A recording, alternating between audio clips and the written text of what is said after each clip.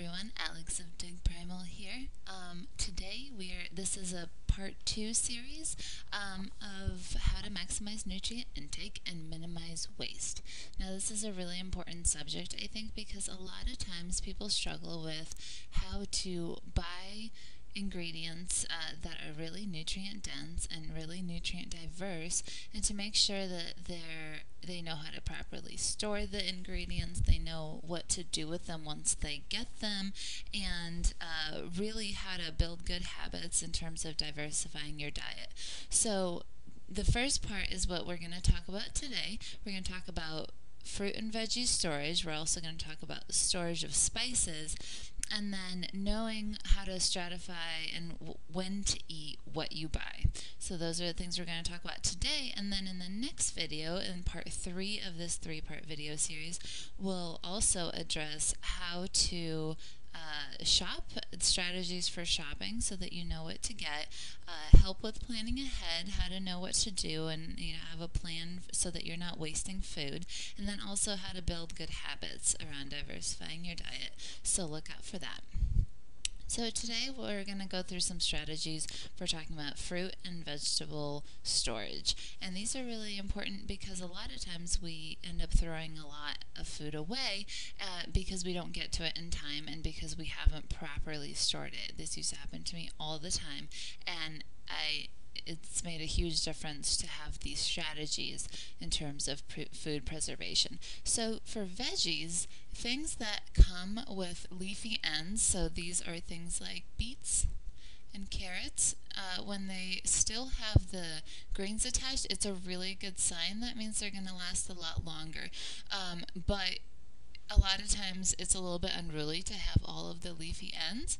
So what you want to do is trim them, but keep at least 1/3 of them. That will help preserve the veggies and have all the benefits of them coming with the leafy ends, but they don't take up a ton of space in your fridge and you don't get mushy and all of that stuff.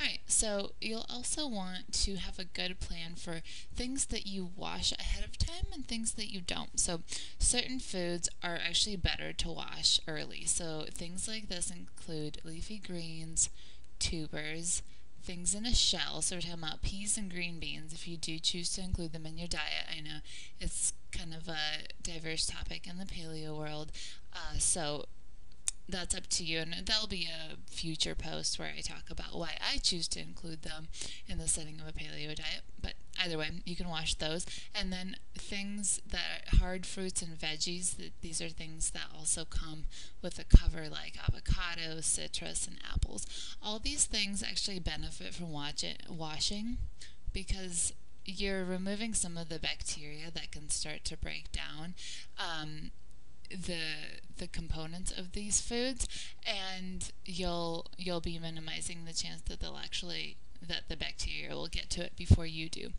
Other things actually don't do that well with washing. This includes delicate herbs, mushrooms, which aren't really veggies, but I'm including them here anyway.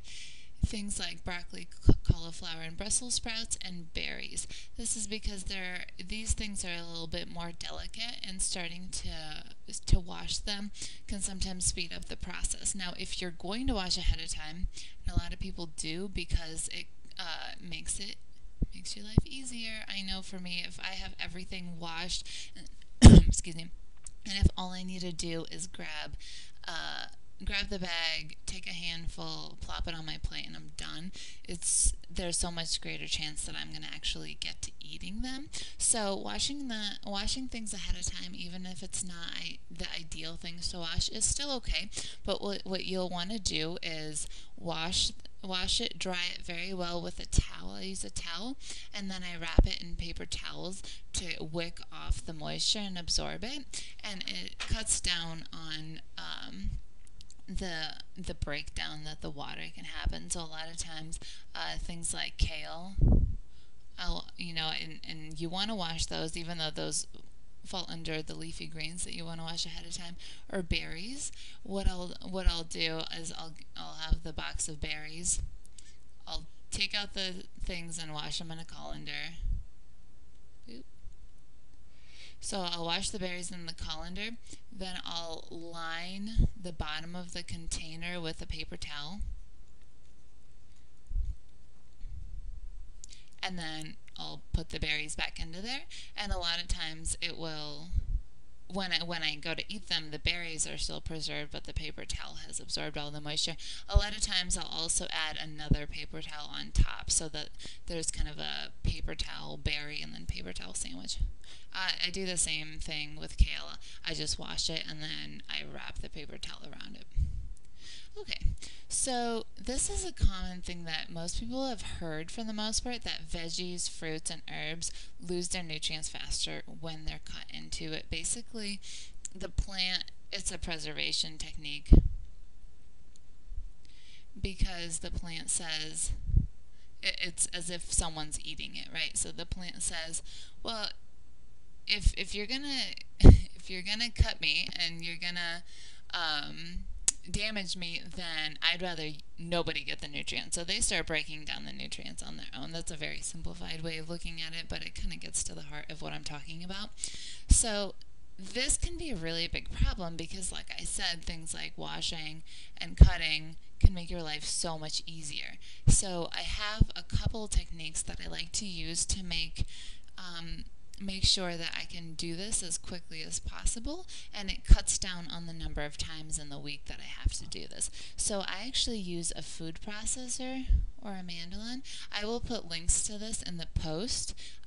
If you look down below in the comments, right above the comment section of this video, if you're watching on YouTube, or if you're watching in the post, down below I'll have links to the ones that I use that I just like to keep on the counter, because I used to put all these things away in my shelves, and then I would get lazy or I'd get busy and I wouldn't want to take them out. So now I actually just keep them on my counter. I've made a special place for it. I have my cutting boards nearby, the ones that I use specifically for vegetables.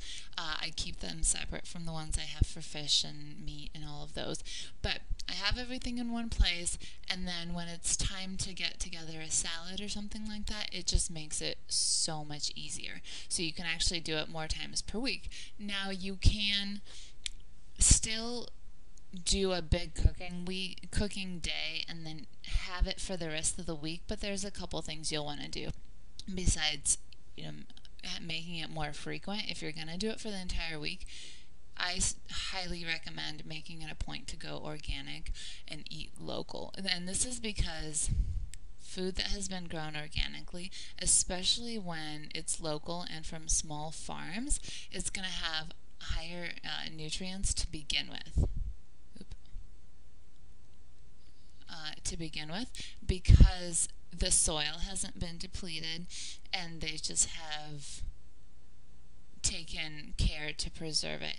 It also, when it's picked locally, that means it has traveled less. And a lot of time when food travels, what they'll do is pick it early before the food has matured and gotten all of its nutrients, and then when they ship it, and a lot of times they'll even spray it with things that help with the maturity process properly. All of these things means that there's going to be fewer nutrients in the food. So if you can get things from locally and organically, it goes a long way. The only thing about local is that you will have fewer options, especially when during the winter.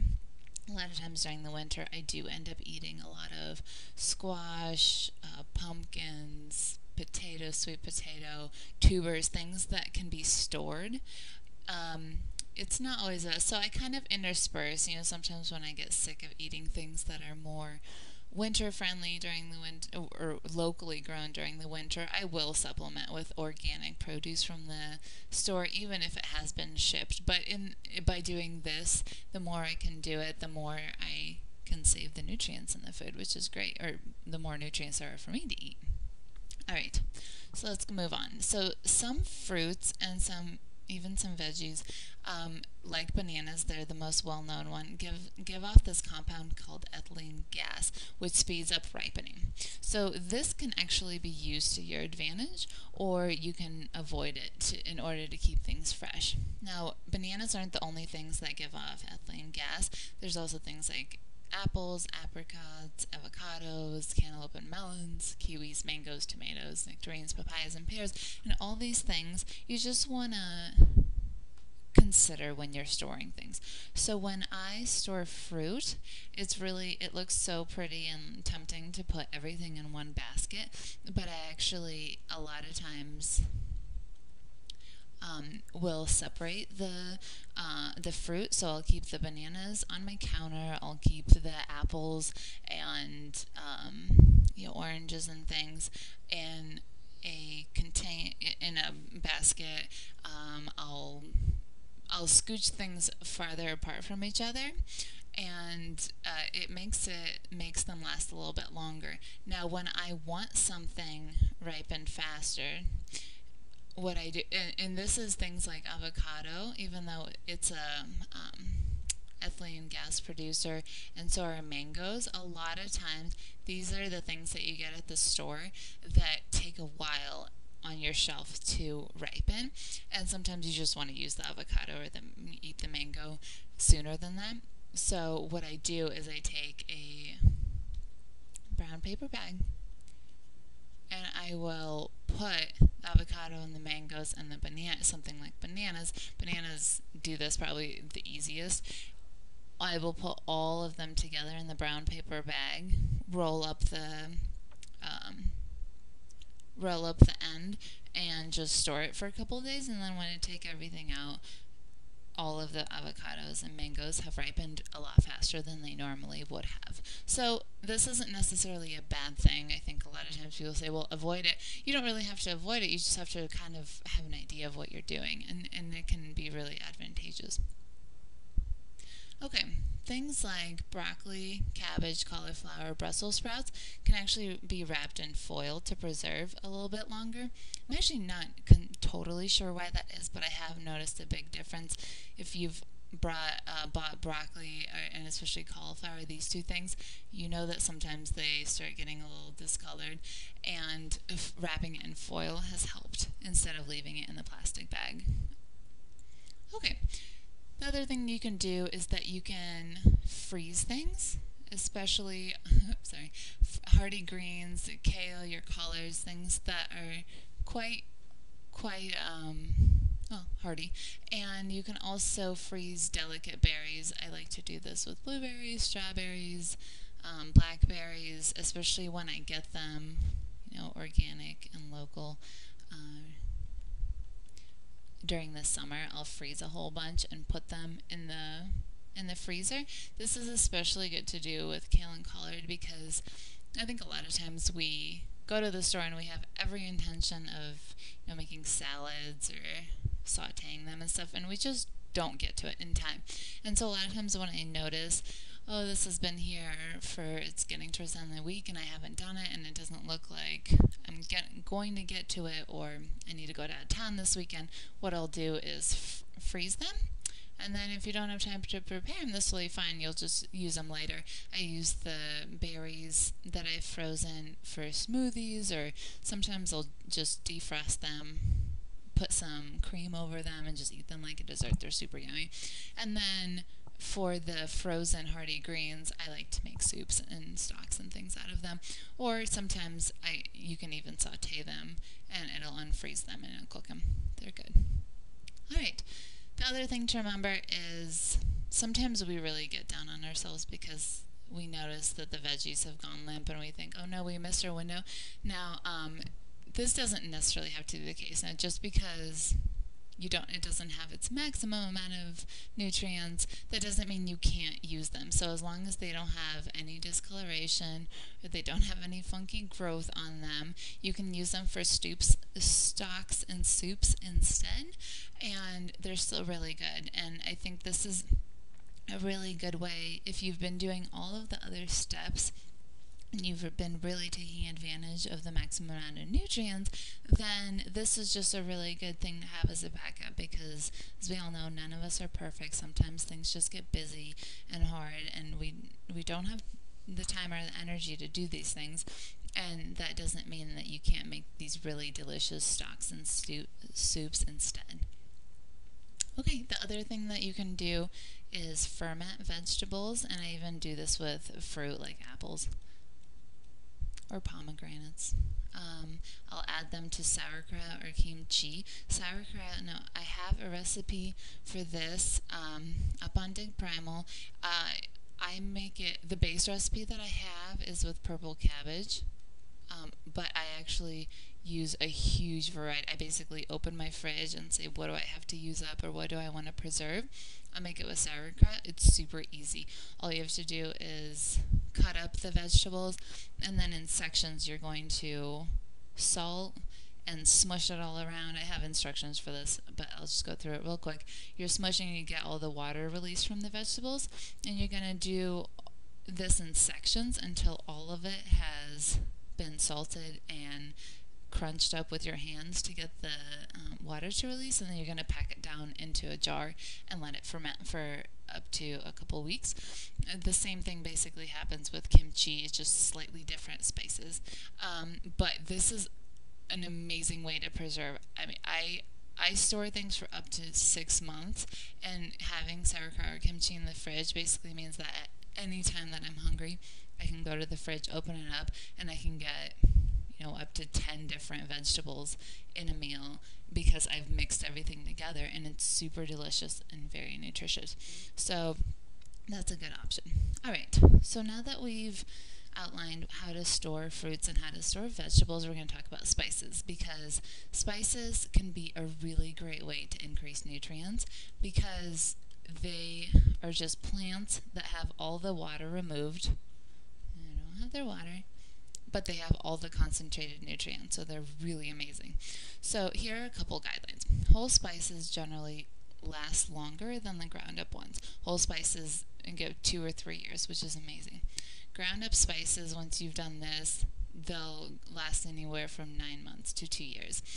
And it, depending on the elements that they're exposed to, which we'll talk about how to minimize those things, it can be closer to 2 years, which can be really nice because sometimes they can be very expensive.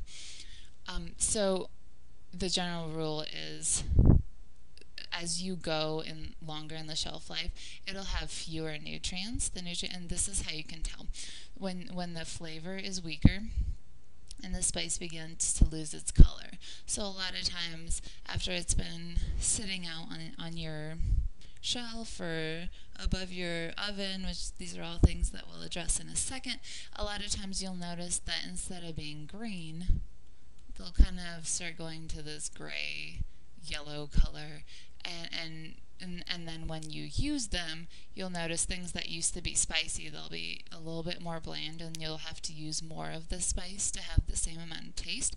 These are all things, when you start noticing them, you need to start thinking, okay, this has been affected. I'm getting fewer nutrients, and that it might be time to start replacing the spices that you're using. So one way to preserve spices is to keep them away from sources of heat. This means a lot of times you keep them by the stove. I used to do that. Keeping them by the stove, things get really hot over there, and that's not a good idea. Is also sometimes you can store them by vents, which then you just have heat blowing on them during the winter and all those things, so they can degrade. And then on sunny shelves. I have this problem too because our kitchen has a gigantic window, and so it's kind of hard to find places that don't have it, but I try to I have a couple of shelves that are away from the stove, away from any vents, away from this direct sunlight, and that usually helps prolong them for longer periods of time.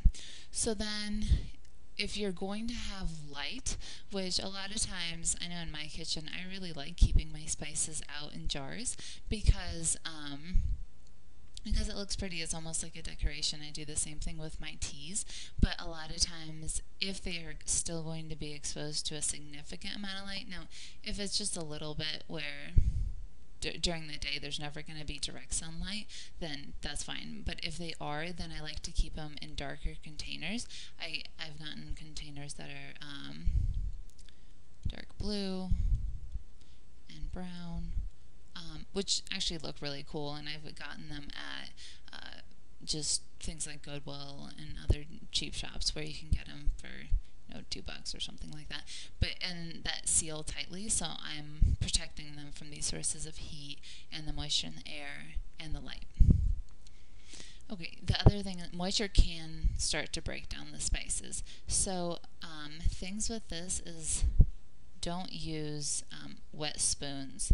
This is a really common thing that people do, and you're basically introducing moisture every time. The other good thing is to have tight lids, because moisture in the air, especially when you're cooking and things going on in the kitchen generally, have introduce moisture into the air, and you want to have a tight lid that you can protect your spice from those. And then this is actually a trick that I learned from Brittany at Sparkle Kitchen. I will put a link to it in the blog post. She has amazing stuff. You should definitely go over there. She has Sparkle Kitchen TV, which is amazing. Everyone should look at it. But she was the one that taught me this, and this is the way she does it. So when she buys fresh herbs, or if she grows them, she'll put them in a vase with water and then put them in the fridge, and you can store that for a long time, or for a decent amount of time. And then once you start thinking that they're starting to get a little wilty and starting to not be as fresh, then you take them out of the water, tie a string around them, and dry them upside down. And then once they basically have become dried spices from fresh ones, you just transfer them into glass jars. And I think she said she uses mason jars for this, and that way it actually ends up being fairly economical, because dried herbs are really expensive too, and you can buy fresh ones or grow them yourself. Enjoy some of them while they're fresh, and whatever you want. If you're cooking chicken with rosemary and things like that, fresh herbs are amazing for that. But then once you're ready to store them, then you just dry them, put them in glass jars, following the instructions on some of the slides above, and you get dried herbs. And that's just less herbs that you have to buy, so that's a fantastic way to do it. So the other thing that I've put together, and I've talked about this before, is it's really important to consider the nutrient rate loss in plants. Not all plants lose their nutrients equally. So, not equal. Alright, so some of the things that you buy from the store, you're going to want to eat earlier in the week. After, let's say you go shopping on a Sunday, you want to cook some of these things or eat them, some of the things by Monday, Tuesday, or Wednesday. One of the nutrients that gets lost, and one of the reasons that we eat plants, is things like vitamin C and other antioxidants, because they start to break down when they're stored. So I've put together this big list of all of how things get broken down. So things that get broken, the plants that lose their nutrients faster, then moderate, then slow, and then really slow. So I'm going to have a really big list up on digprimal.com. Oops. So I'll have that, and then, oh sorry, this is not working. And the other thing, so in the blog post for this video, I'm going to have a big list, but a lot of times that's not a very handy way to do it. So what I've done is put together this PDF that it's pretty, what I do is put it on my fridge, and not only does it help me do shopping for the week, then when I come home I start to stratify things that are lose its nutrients faster to things that lose their nutrients slower, and I make a plan for the week. It has majorly cut down on waste for me. This has been a huge help. And then I really feel like I'm getting more nutrients because I'm eating things when I know that their nutrients are going to be the most readily available. So it's been a huge help. That's available. The big list is available at digprimal.com.